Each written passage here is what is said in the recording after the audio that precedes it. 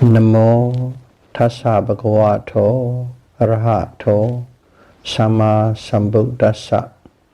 Namo tassa bhagavato arahato sama sambuddhassa. Namo tassa bhagavato arahato sama sambuddhassa. Theravada Buddhism series, Dhamma talk number 50,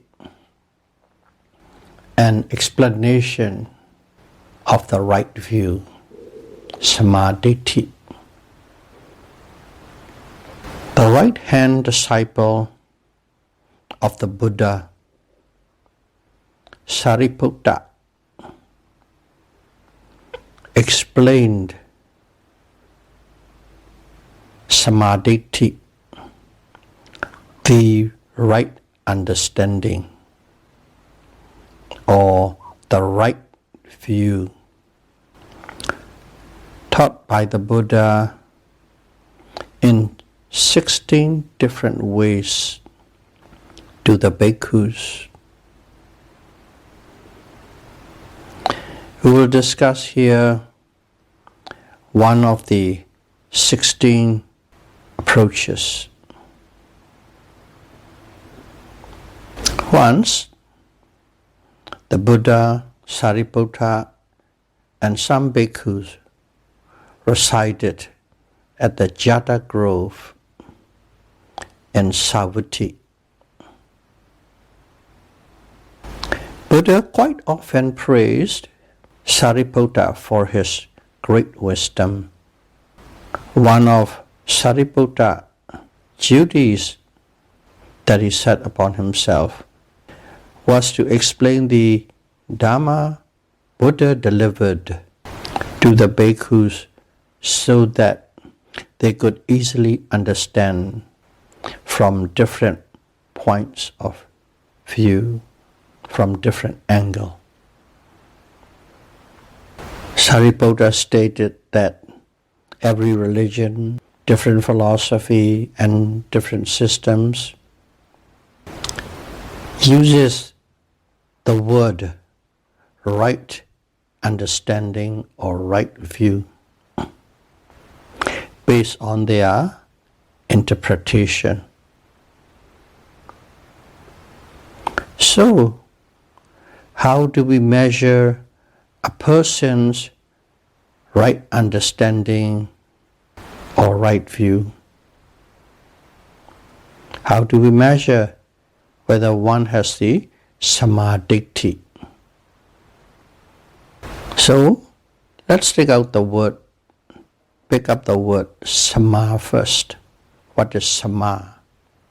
Because in Pali, what is Samadhi? So, what is Sama? Sama means right or correct in the English language. However, it is more than that. It includes being straightforward, balanced, graceful, beautiful, and praiseworthy. It is not just simply right. It also includes the qualities in that view or understanding, qualities such as straightforward, balanced, graceful, beautiful, and praiseworthy. Such kind of understanding comes from the direct investigation and verification by oneself. One requires knowledge in theory as well as practical experience to possess this right view or understanding. In the Buddha time, the monks learned by listening. One needs to listen very carefully and attentively, because there's no replay, videotape or audio tape. You listen once, but one need to listen very carefully and attentively.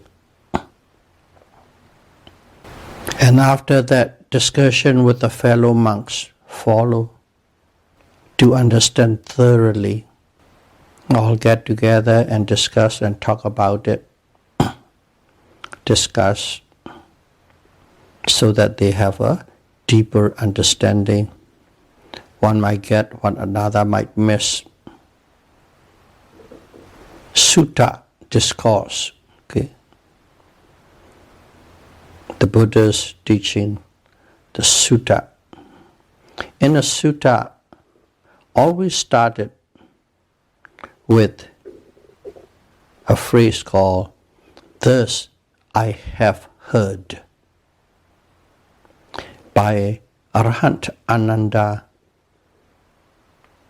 at the first Buddhist council, which was taking place 3 months after the Buddha's passing.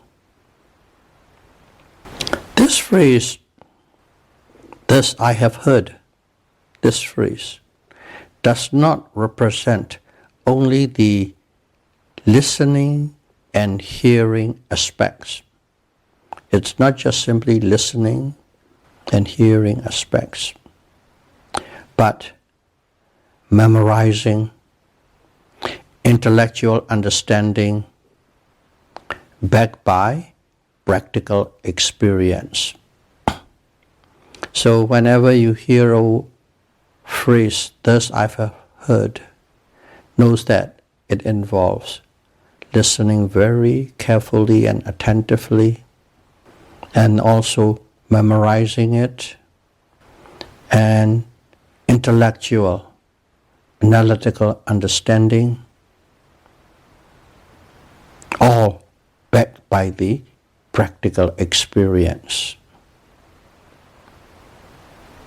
Shin Ananda, who is the answerer or reciter at the first Buddhist council, he was an arahant, and also he has the great photographic memory, and he listened, discussed with others, and even Buddha may correct a few things if he misunderstood his sutta.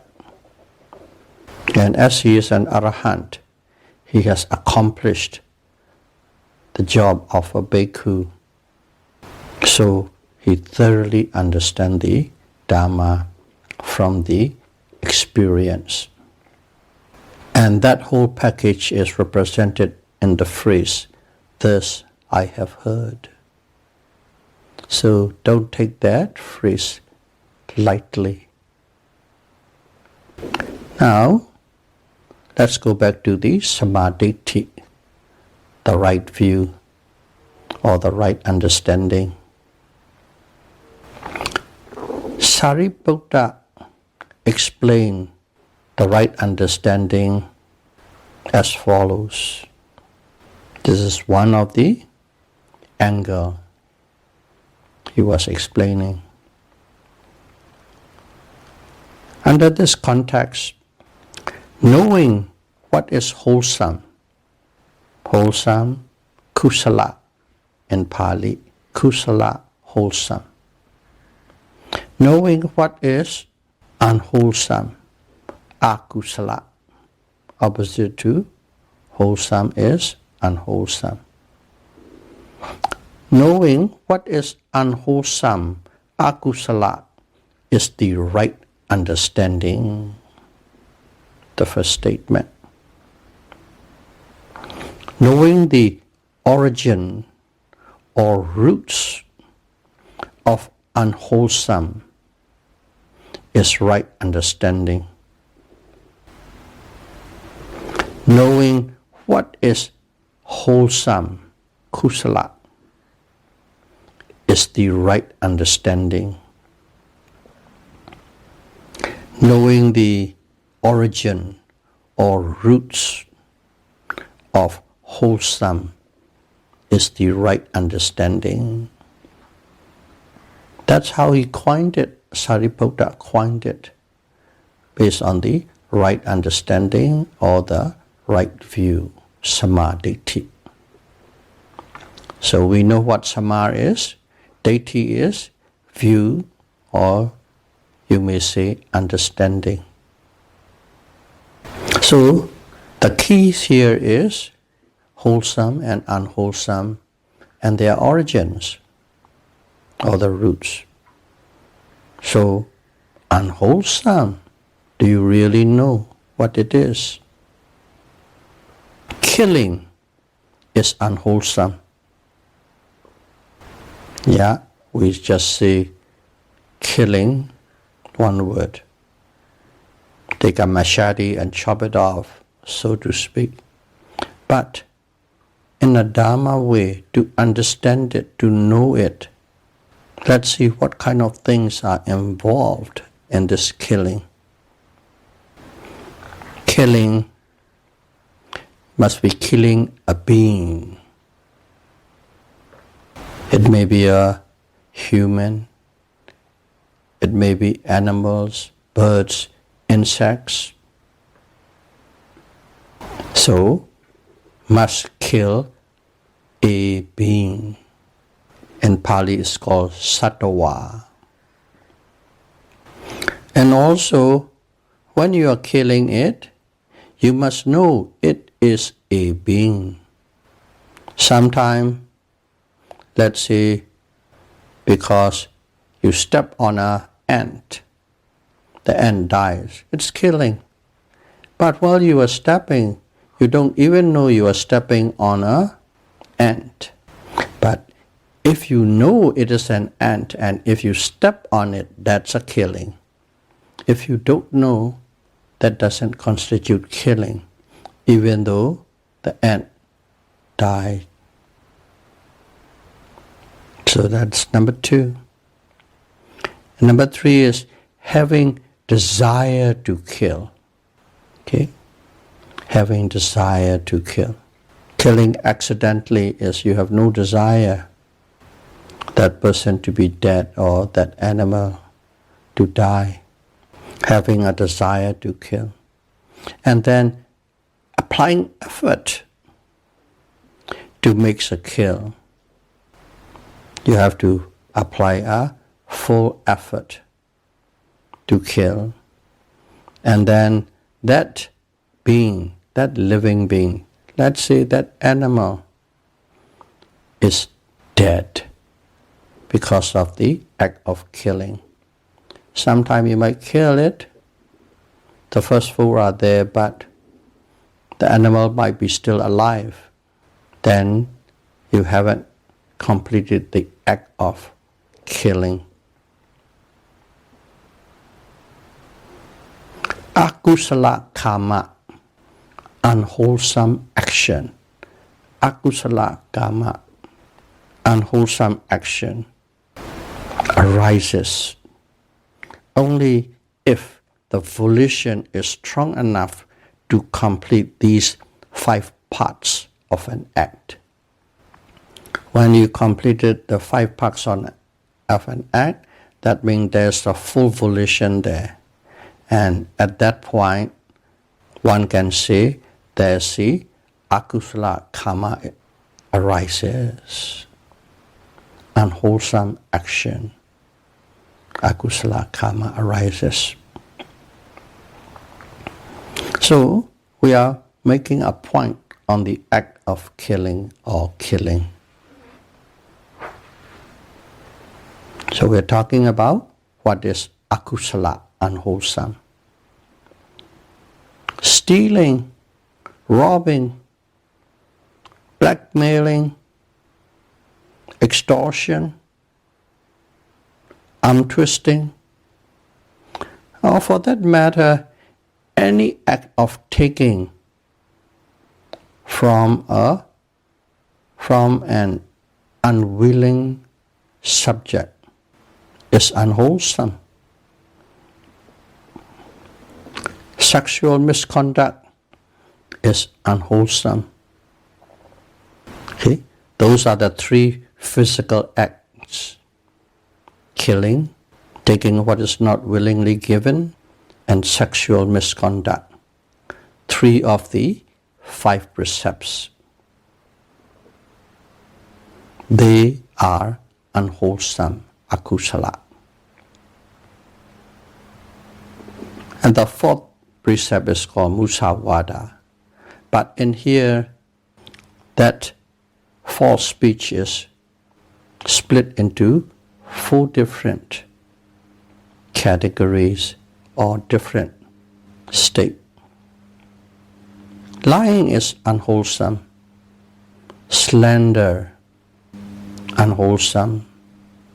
Speaking rude and harsh words, unwholesome. And engaging in frivolous talks is unwholesome.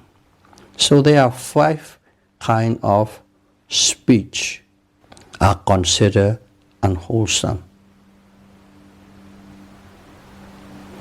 And for this akusala karma, unwholesome action arising or to arise requires strong volition to complete every actions that we just described. 3 physical actions and 4 verbal actions. For them to become akusala karma, unwholesome actions, you need a strong enough volition to complete it in entirety. And here one part is in the speech is frivolous talk. I like to expand a little bit on it from a different angle. Monks observe noble silence when they are not engaging with Dhamma-related activities, when they are not learning Dhamma, teaching Dhamma, doing Dhamma works. If they are not engaging with that, let's say their spare time, they engage in noble silence. Why? To refrain from frivolous talks that doesn't really produce any benefit to anyone. Just the self-satisfaction to show off one's disgruntled nature or to show off how smart one is. That's the purpose of the noble silence. Not only that, these frivolous talk are time-consuming and produce unbeneficial result, and also leaves one in a state of ignorance at that time. Ignorance, avijja, not ignorance about politics and economics, ignorance about the true nature of mind and matter, avijja. Yogis also observed noble silence in retreat to avoid engaging in frivolous talks. That's the purpose. Not only that, they keep silent. In those moments, in those periods, they are contemplating Dhamma silently. It is not thinking a million things under the sun.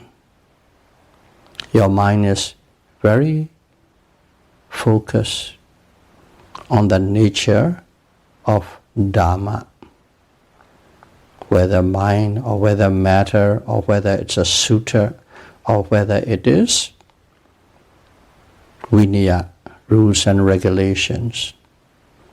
The mind is bent on it, dwell in it. That's a noble silence. That's how I would like to explain frivolous talks. Okay, we have talked about physical deed and verbal speech. Let's go to the silent mental state. If one is not engaging Dhamma-related thoughts, the mind will go to crazy places. Thoughts of desire to get or possess things that do not belong to oneself are unwholesome. See, if you are not in the line of Dharma, your thoughts will be in there, wanting something that belongs to others. But only at the thought level, it never arises to the speech or deed. But still, for a practitioner, it is unwholesome. Even non-practitioner, they don't know it is unwholesome, but it is unwholesome. It is akusala. Thoughts of wanting to hurt and harm others is unwholesome. The minds go into that, to anger, aversion, hatred, revenge. If the mind is not on Dharma, that's where the mind goes. That is also unwholesome. Only on the mental level. It never arises to deed or speech. Also, having doubts in the Buddha, Dharma and Sangha, the three jewels, and the law of karma, it's also unwholesome. Why not believing in three jewels and not believing in law of karma? What are they? They are actually Dharma. And if your mind is not bent on Dharma, if you don't believe in Dharma, you won't be bent on Dharma, and your mind will be in Lobha and Dosa, greed and anger. That's why not believing, having doubt. It is not that you must believe in the Buddha. We just say Buddha because he is the one who taught us how to live correctly without hurting, harming, helping, safeguarding. That's why we identify the Buddha. But it is his teachings, the Dharma. So there are three unwholesome mental actions. They are unwholesome. So altogether, 10. 3 physical, 4 verbal, and 3 mental. Now we know what unwholesome akusala is. Knowing intellect in theory, of course, whether you live accordingly or not is up to you. And what is the origin or the roots of unwholesome? Because Sariputta said we must know the origin. The origin of the root of unwholesome karma or akusala karma is kilesa, mental defilements. We all know what kilesa is. Lobha, dosa and moha. Greed, aversion and delusion. That is the root of, the origin of unwholesome akusala. Now, what is wholesome? For the practical purpose, wholesome is the desire to refrain from the 10 unwholesome actions. We have discussed 10 unwholesome actions or karma. Refraining oneself from those is wholesome kusala. If you want a practical, operational, that's a definition. The origin or the root of wholesome, kusala, is alobha, non-greed and generosity, dosa, non-anger and loving kindness, and moha, non-delusion and wisdom. Those are the roots of kusala, wholesome. Here we have the one of the root is amoha. Amoha have another name. That name is called pinya. Pinya is wisdom. And this pinya or amoha is the understanding of the Four Noble Truth. In short, that's what it is.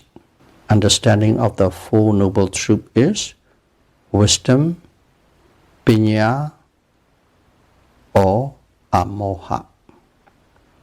Now we know their origins and we know what is akusala and kusala, unwholesome and wholesome. Let's see how these akusala and kusala is connected to the Four Noble Truth. Knowing akusala, unwholesome, is the understanding of the noble truth of suffering. Akusala is suffering. All the unwholesome actions are suffering. They produce suffering. So, if you know akusala, unwholesome, you are experiencing or understanding the first noble truth, dukkha sissa. And if one knows the three roots of evil, what are the three roots of evil? Lobha, dosa, and moha. Greed, anger, and delusion. If one knows the three roots of evil, then the origin of suffering is the understanding of the noble truth of the cause of suffering. Because lobha and dosa and moha cause akusala, the suffering. So it is the cause. And what is the second noble truth? The noble truth of the cause of suffering.